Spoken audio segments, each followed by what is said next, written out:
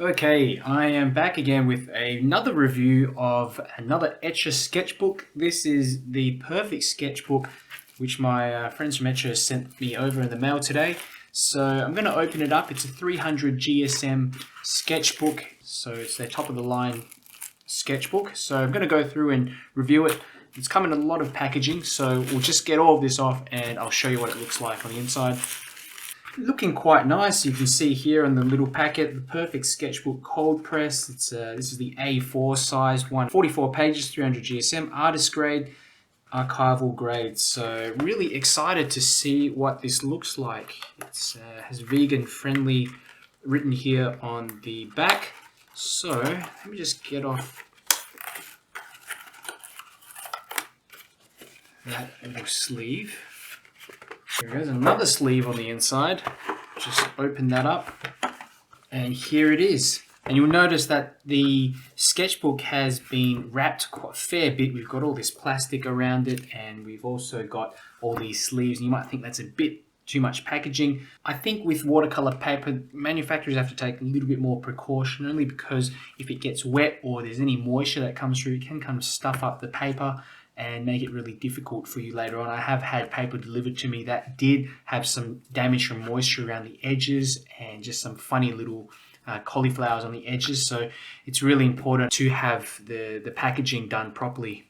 So I'm going to open this one up and let's take a look inside. Okay, so this is pretty much what it looks like all opened up, and it's presented really nicely. The quality of this is fantastic. The cover, it's made of a vegan PU cover, I think it is, but it's quite smooth and definitely has a premium feel to it. And the great thing about this sketchbook is that it comes in landscape format, which especially is suited if you're a landscape painter. This is another sketchbook that I have, and it opens up from the side here.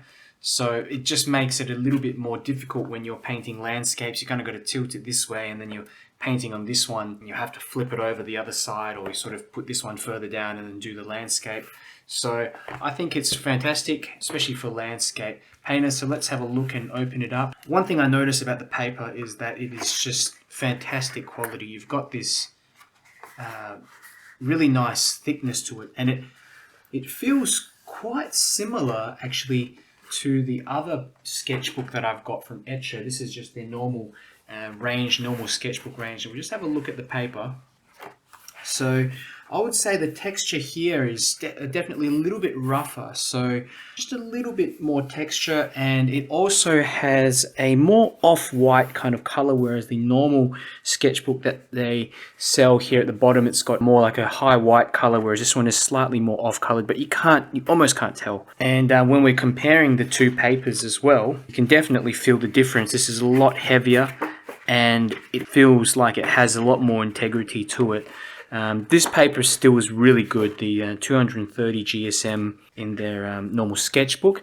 However, I'm really excited to give this one a try and see what it turns out looking like. The paintings, I usually paint on 300 GSM paper. It's good to obviously practice on the same stuff that you're going to do your actual paintings on. So all the pages are just very well put together. It just looks great. Really pleased with the quality of this. Running over to the back side here, I'm going to see if there's anything in there. I don't think there is. Actually, there is something. There's a little note here.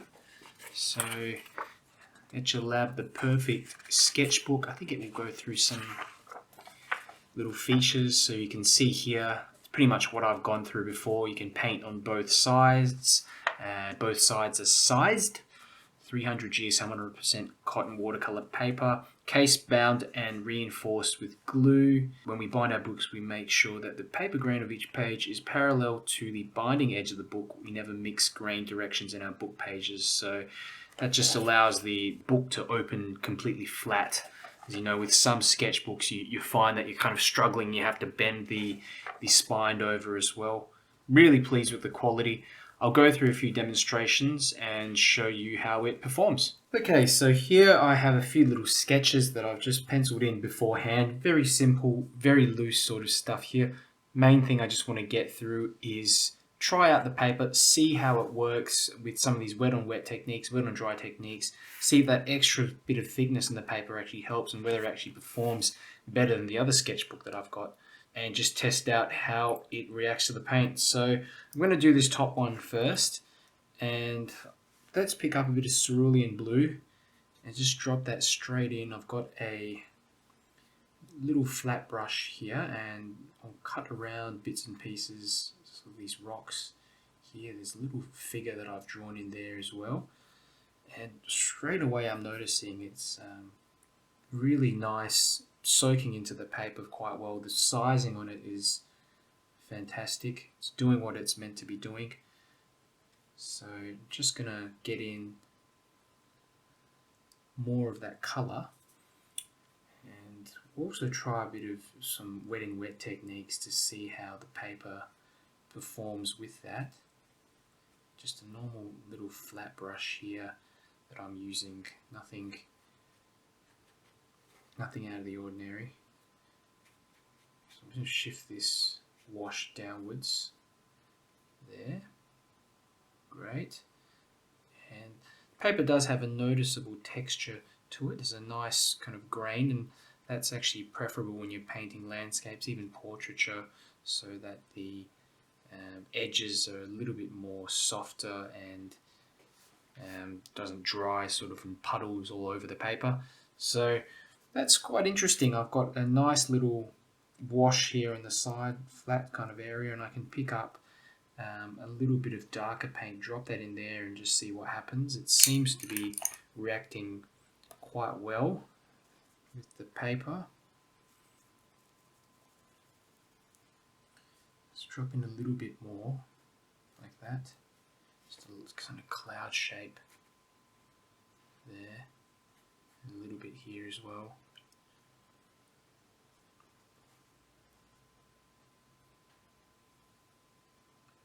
Maybe just a bit more color up the top, see how it reacts like that.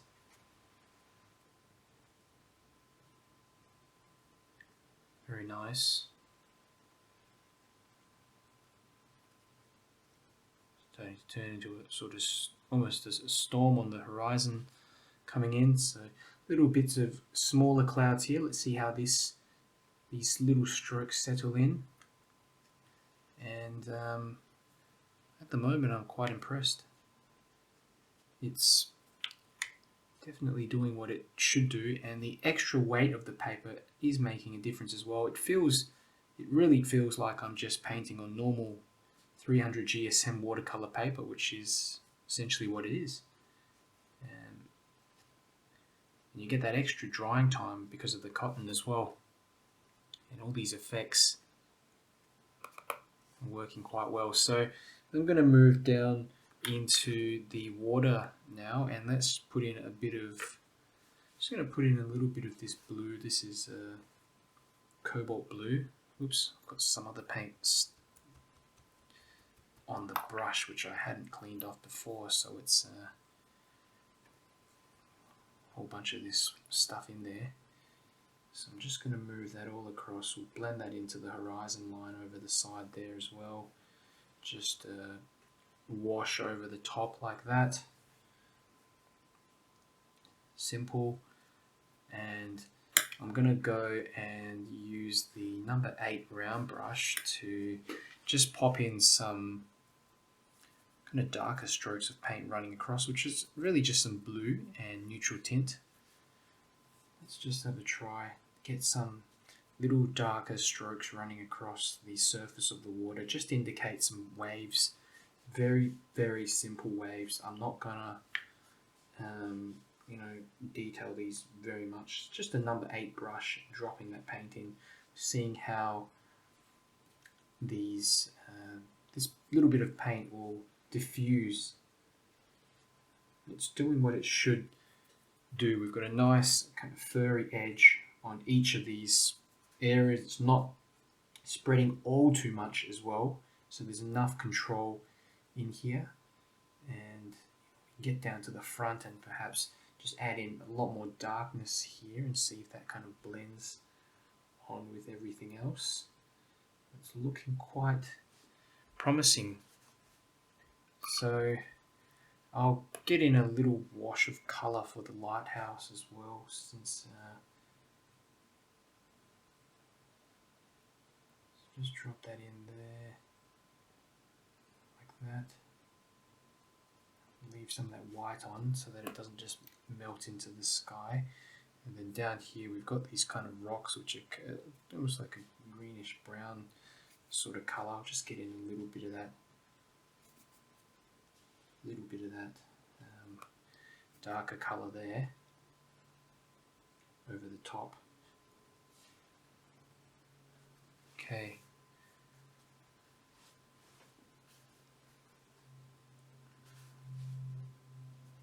Leave this all to dry and mix in, do its thing. Okay, that's all dried off quite nicely now, and you can see just these really lovely gradations in the water here, and lovely transitions, which is what I was looking for.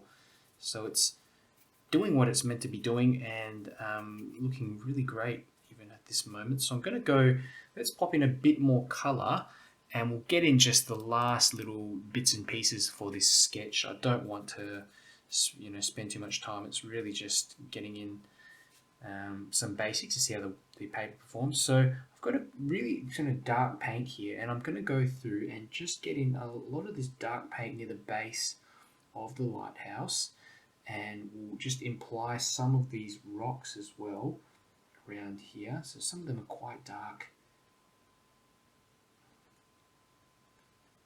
Just some little rocks and things coming into the water.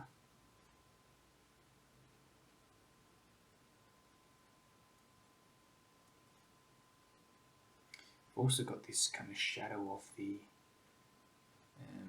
lighthouse which pops down, and I'll try to get in a darker shade on the lighthouse too.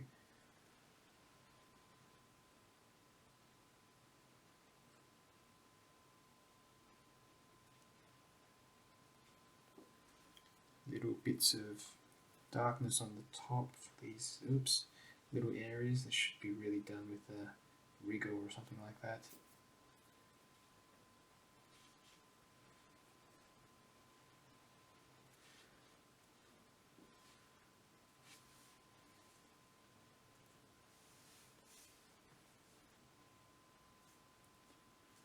There we go, just a bit more of this section like that. We can try some tiny reflections as well in the water, so just some little sharp reflections traveling down the page, and same with this kind of general rock, some rock figure areas down here, just a bit here where the wall kind of reflects off the water as well, just tiny little waves and ripples like that. And I'll also go all the way up into the back here. There are some, let's try putting some really small buildings right at the back, just indications of things that are there.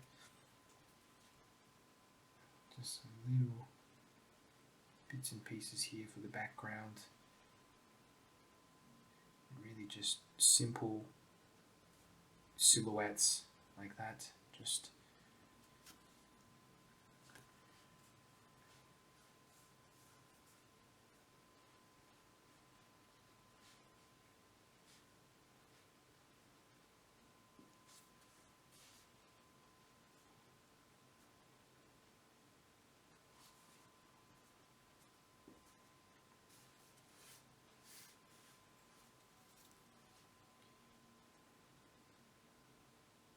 little detail for that figure, and same for these ones. It's not even much at all, just a little touch here and there, bit of a shadow, that.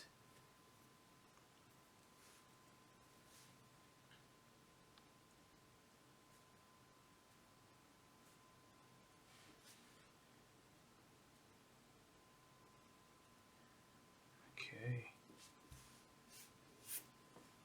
Interesting, the effects, and essentially that's turned out as quite a decent little sketch. So going to go ahead and work my way down the page. Let's just go ahead and start actually with this one here in the corner. And to begin with, I'm going to pop some green on the whole painting. Just a lot of green. Oops, not in the sky. What am I doing? More down here. In the sky, I'm going to just pick up some cerulean. See if I can get rid of some of that. That can maybe, some of this might be able to be turned into a tree or something in the background. Move some of that down there.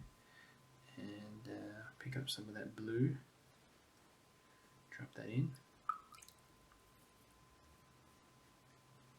Okay. Shift that kind of into the sky like that. Bit of this cerulean. Just wanting to get in. Just a little bit of blue. A little bit of blue up there. Maybe some purple. That. Okay, and as we move down, just see how the paper reacts with a very watery mix here of green. And put in some yellow maybe as well. See how that looks. Okay. That seems to be working pretty well.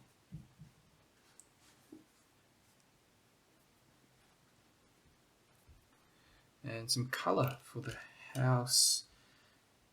I'm going to grab some burnt sienna and mix in a tiny bit of permanent red in there as well. Go over the whole thing.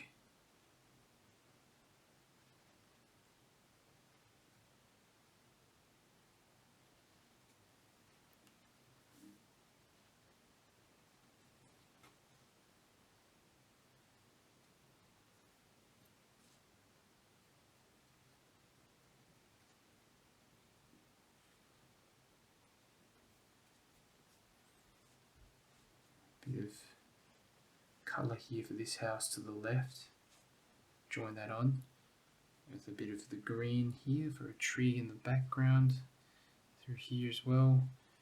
Let's try a bit of wet on wet on the paper and let's see how it reacts. So if we just drop in a little bit of this, sort of this row of trees or whatever they are, sort of crops like that, and we'll let that do its thing and settle in by itself.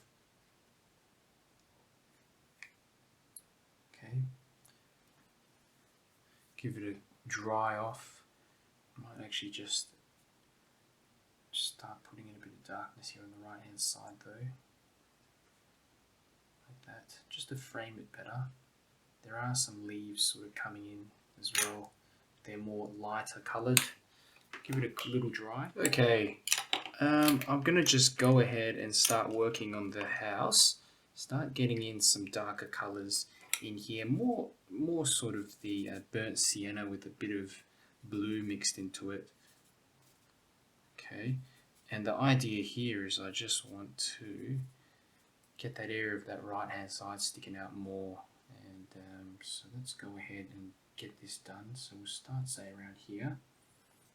Let's have a look. There. Move my way down to here. Like that. Great. Leave that bit there like that. And just move this darkness down the page.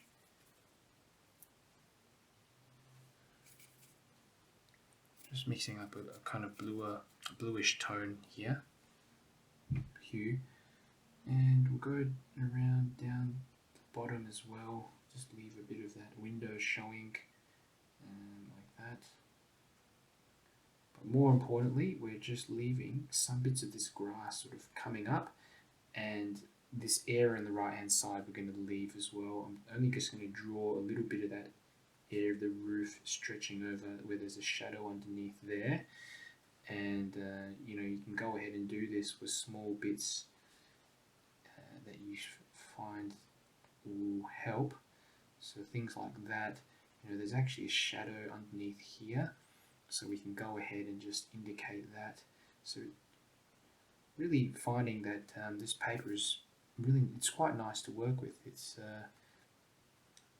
you can definitely feel a difference with the higher weight of the paper. It's taking all these multiple washes and there's no buckling. A little bit of a house or some kind of shed in the background here, which is going to be darker, and we'll kind of frame that bit of the house there. And we can get just some little lines running across like this, areas of the house there. Another bit here on the side, and maybe some cooler colour here on top. Just bring that out of the sky a bit, like this, and move it down. Can't really see what's in this area, but we'll finish it off like this at the bottom, and we'll keep this kind of tree here in the center, like that. Just a little tree there.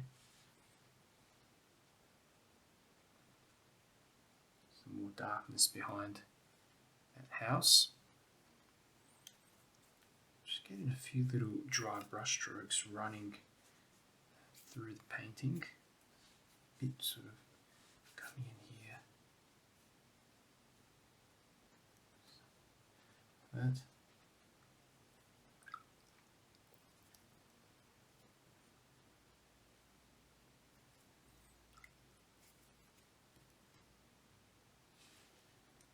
Some little bits of grass and that kind of thing, which I'm trying to imply here as well.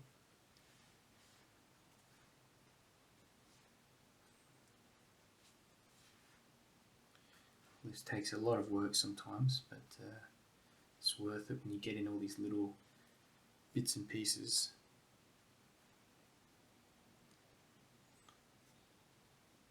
You can also go in with a bit of gouache too to get in some of those lighter bits and pieces. Chimney here on the roof, go for like a darker chimney. Join that on. Maybe a bit of something coming off the roof there. Another chimney here, like that. Picking up just darker paint, bit of neutral tint essentially, to draw out some final details on this house. But just also being careful I'm not overdoing it.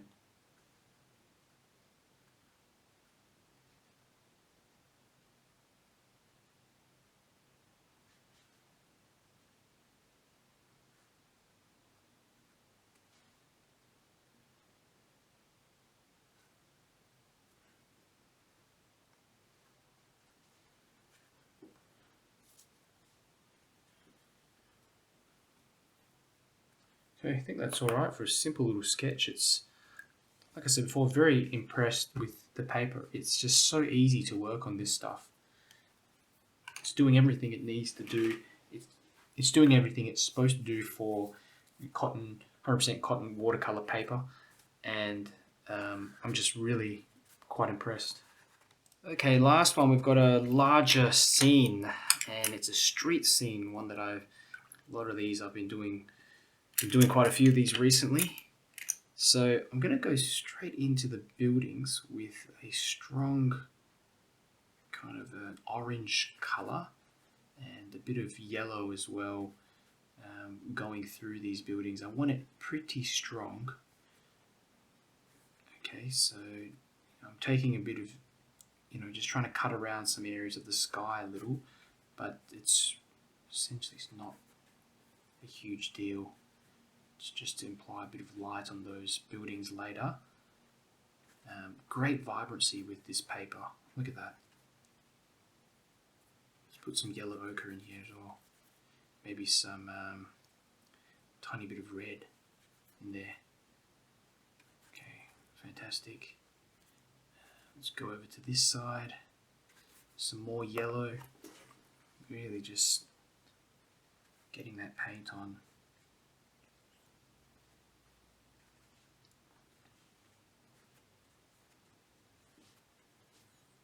There we go.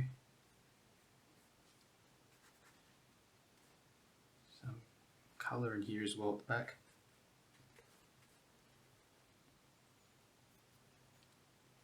Okay.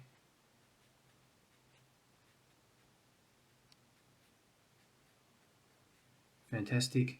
And as we move down to the foreground, I'm just going to lighten this area a little bit by just mixing more water into that mix, just to imply a stronger kind of sunlight here in the front. I might add a bit more yellow as well to this mix. And actually it comes all the way down to the back here where it turns into pretty much a kind of a greyish colour. Just trying to mix some kind of grey up at the back.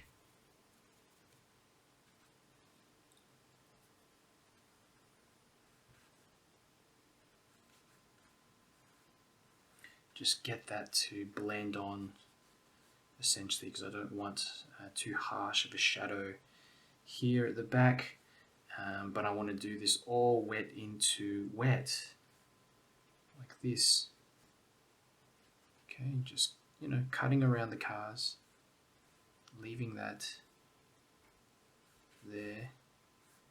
A bit more darkness in here.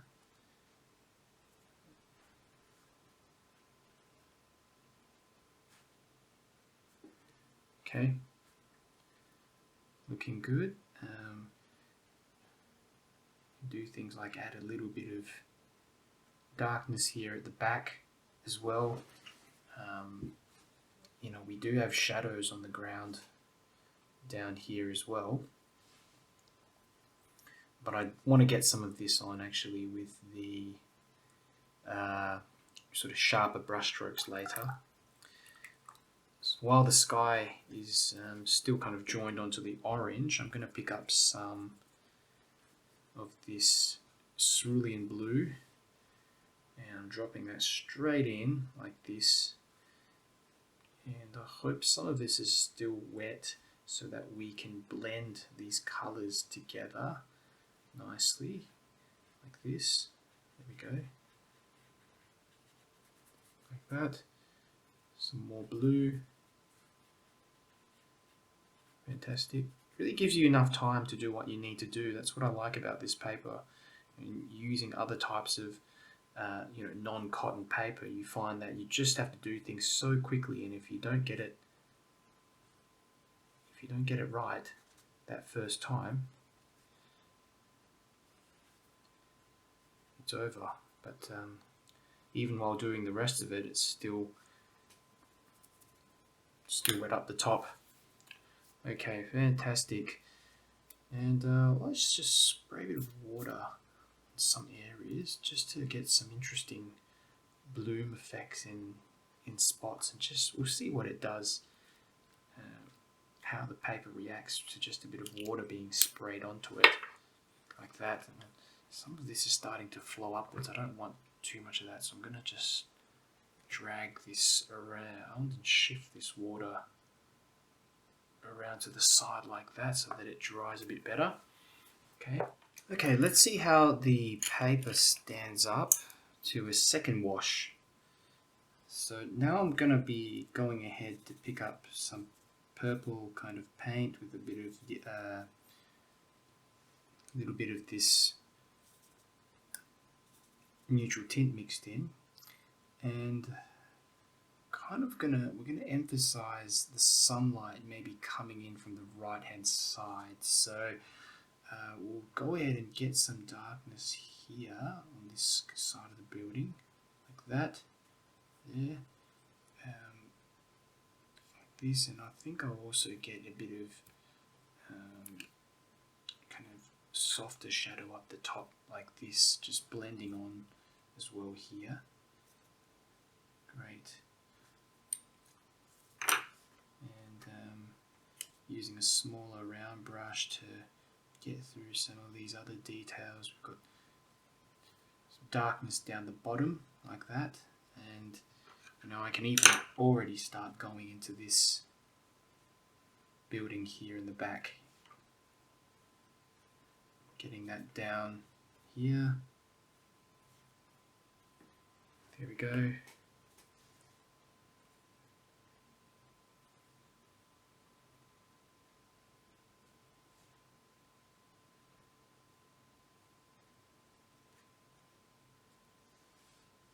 Fantastic.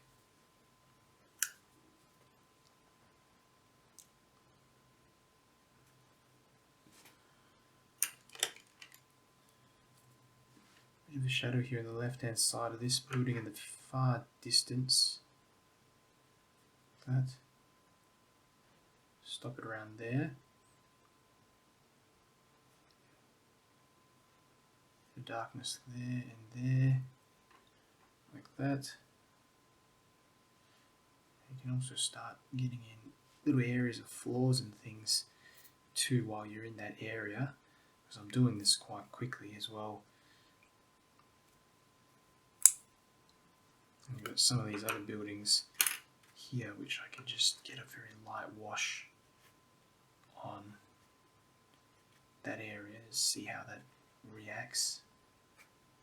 Okay. Letting multiple areas kind of mingle and mix together. Okay, a bit of darkness underneath here. This is just necessary to imply extra details underneath here. Doing this rather quick as well. Just a very dark sort of tones, and I'm going to go ahead and actually get in some of the shadows running across the street. And there's cars as well in here. So just imply some shadows running to the left. There. Okay. That left hand, this is the left hand side, sorry, the right hand side of the building, ending around about here. Like that. I'm going to go and darken up some of these cars a little as well. Get a bit of colour into some of these, so they're not just sitting there. That. There.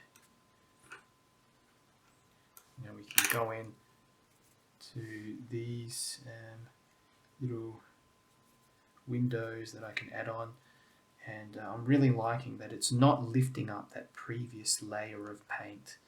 I can pretty much go ahead and change things up, add in a few little windows like that, and the previous layer is still showing through very nicely. So that's really what I'm looking for. A few little windows or something there on that side, here as well, a couple little windows. Just draw out the top of this building a bit more like that. We can go into this one here as well, which is a fair bit darker underneath here anyway, but it's illuminated by sunlight, and we've got like a I haven't kind of drawn it out, but this edge of the building here, and some sort of perspective lines like that. We might get in just a bit of darkness here, but for the most part it's just going to be pretty much light reflected off this side of the buildings.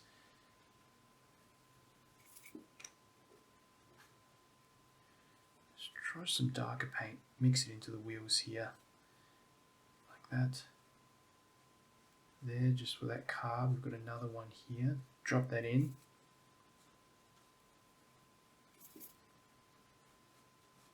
Like this. And some of the figures get in as well.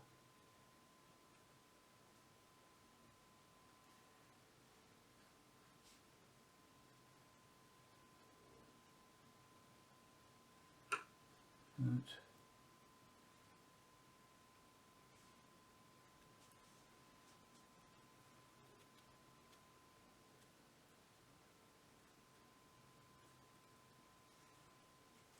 And I'm really liking just the general performance of all the wet and wet here. It's getting a lot of different brushstrokes in, and I'm going over quite a few different areas, and the paper is holding up. It's allowing me to layer over the top quite well and without much lifting of that previous layer.